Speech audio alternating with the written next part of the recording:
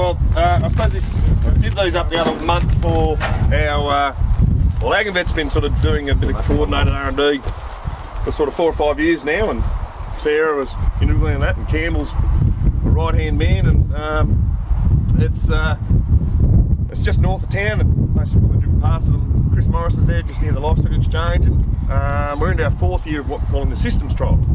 We've got a high input, proactive agronomy type of system, which we're calling our best management practice, and then we've got, I suppose, a bit more reactive or lower input, a little bit more conservative, which we're calling our district practice. And part of that a few years ago was, why are our yields capped? What aren't we getting out of the system? And it seems to track back to nitrogen. We've pretty much got our weeds under control with tools like Sakura and Box of Gold and now propizamide. We've got that. We've got those mechanisms there. Narrow windrow burning. All those sort of things have been fantastic. But nitrogen is the biggest driver, aside from water, which it's up to there. Nitrogen is one of the biggest limiting factors. So pulse crops or lay pastures, if you're not growing nitrogen, you've got to buy it. And generally, that's nutrition is the biggest cost in a farming system. Been a big trend out of the drought. We were sort of just in time nitrogen management. Now it's a lot more upfront. Building the crop canopy, getting the potential there early, but with that comes an element of risk. So what I got a bit of data across a few of these boards, and grain legumes offer a bit of diversity, a bit of challenge for some too, but ultimately a bit of risk management within the farming system. Canola has been a great tool, but maybe we need to, I suppose, extend our break crop opportunities and grow some nitrogen, organic nitrogen that's slow release, less likely to go out the bottom of the profile and get some crop yield out of it. Showing at the moment chickies, $800 a tonne, 700, depending on your management. Fabers, $300, $400, $500, depending on your marketing ability. So they do offer a good cash crop opportunity. Supplies in, gives some good integrated weed control, break crop, crown rot, root disease, all those sort of things, soil conditioning, taproot, getting down, and we can integrate them with livestock. The lupins and mixed farming, that's certainly a given, but we can utilise these things across a mixed farm.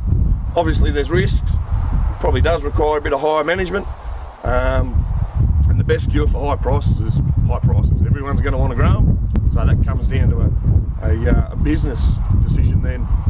Provide a bit of an update from the boys from Grain Corp, see what they reckon, but we've got low stubble low ground cover remaining after, so there's a lot of other implications we need to think about, and matching your pulse to your soil type. I think Cole Mullen, DA at Dubbo in 1983, had an ag fact on pulse, picking the right pulse for the right paddock, and that still stands true.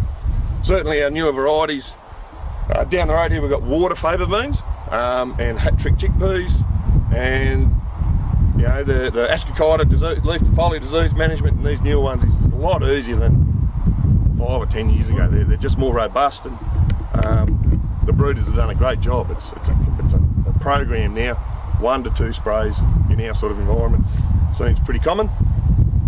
And that's just a photo of them down the road there. I suppose the thing is that we've got to really look at what it's putting in the ground as an opportunity to have a look at that nitrogen and where it's building up and how we get it out. So these are the pre-sowing nitrogen measurements from our systems trial, 216 plots just north of town there, red bit of soil but a bit of clay at depth, duplex top. So we're looking at, where's our weed on weed? Okay, there's a bit of an anomaly with this, well maybe not an anomaly. There's something happening in our weed on wheat that's had 8 cereals now, 7 cereals in this plot. We've either got a disease problem, weed problem. We're putting nitrogen on annually, but we're not pulling it out. In our weed on wheat with our best management, We're using fungicides, more robust weed control. We're getting higher yields, but we're still got nitrogen in the system. When we're looking at our 3-year pasture rotation, so that's a lucerne and a clover type pasture, we're getting 170 kilos of nitrogen in the profile there, slow release.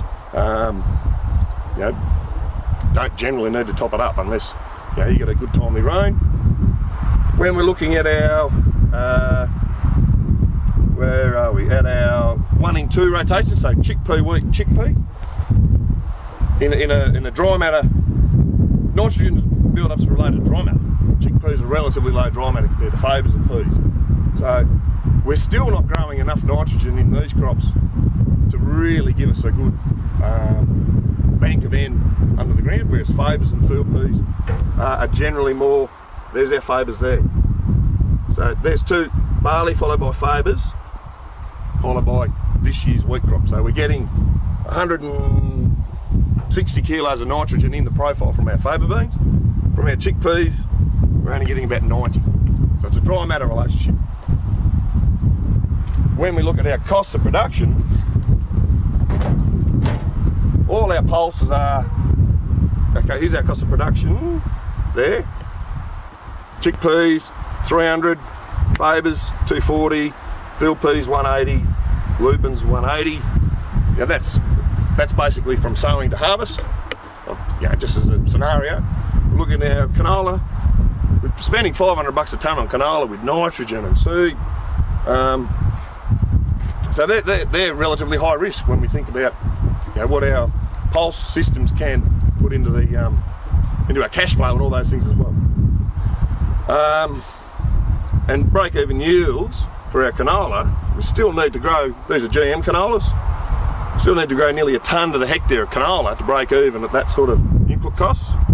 When chickpeas 0.3, fabas 0.5, field peas 0.6, we can generally do that in our environment pretty reliably. Plus we're getting the nitrogen as a bonus as well. So that's not including the nitrogen carryover in the following year, which I think I've got one. But why are more people growing them then? Is there a misconception that they're difficult to grow, they don't handle these conditions? Well, it's probably marketing's the thing, really. You send faba beans or chickpeas to India and you don't get paid, you get burnt pretty quick. So it is having a reliable market, working like a summer crop, working back from who you're going to sell them to, what opportunities are there, and can the paddock grow them efficiently. I think our management, summer fallow management gives us those sowing opportunities earlier. These sort of systems that we're running, direct drill, time press wheel or disc planters, we can get crop up early compared to probably what we thought 10 years ago. Been a lot of advancements in the varieties too. Absolutely. So 5 years ago, it was pretty hard to find a decent pulse variety that wasn't susceptible to 100 things. And in the last 2 or 3 years now, some of these varieties that you'd have up here, there's not much can go wrong with. They're a lot more robust. Is there more weed management options Absolutely. than what there was 10 years ago? So propizamides are factors on it. But it's all, generally we're growing canola now for the weed management, not the gross margin or the break crop. It's about the weed management. Pulses can be very much the same. We've got lots of tools, different modes of action that we can use. We've got narrow windrow burning, we've got crop topping. There's a lot of different things to manage a resistant ryegrass or black oats or radish or whatever it is. So I think we've got to get more. We're just buying more nitrogen. So if we can grow it, then it's a good business. So these are the gross margins from our trial last year. So a bit of a messy sort of axis down the bottom here, but wheat, W's wheat, C's canola, CP, chickpeas, pasture, those sort of things. Our best performing gross margins last year was any wheat following a pulse crop. There's our wheat following our canola. Still reasonable. These barley's a good crop. We've got to keep growing it too. So I'm just trying to illustrate that we've got to look outside the square for really reliable, profitable, and risk-averse sort of system. So that's what we're trying to do at the system side up at Forbes. And it's sort of looking more at a long-term gross margin, farm profitability sort of scenario. So the blue bars are our gross margin 2012, the red is 2013, the green is 2014. So these two negative gross margins is our brown manures. I think a lot of people have sort of thought, brown manures are great for weed control, but they're pretty ordinary for the bank balance. Really, our farm systems can't take a loss of production in those sort of scenarios when we could potentially have a cash crop out the end, unless there's no livestock interactions in them. Where are we? The beauty of our brown manures is we're retaining moisture, building nitrogen, and we're following wheat crop is astronomical. We've got low costs in our wheat crop, and we've got that nitrogen bank underneath to go for, and low weed burden. Is there a fallow one there? There isn't a long fallow one, mate. No. Which we had set up this year to have the potential for a long fallow, but when it rained and we had a full profile in April, you'd go, wouldn't you? Yeah. I think that is something we certainly need to, if we could simulate it in the system, it would be good to have it there. You could almost look at your brown manure, you'd have a similar moisture bank. Yep. You just similar cost to it. You just then, instead of having the N in the system, you're paying for it. Yep. So if you take that out of your gross margin, it's probably going to be close. Yeah.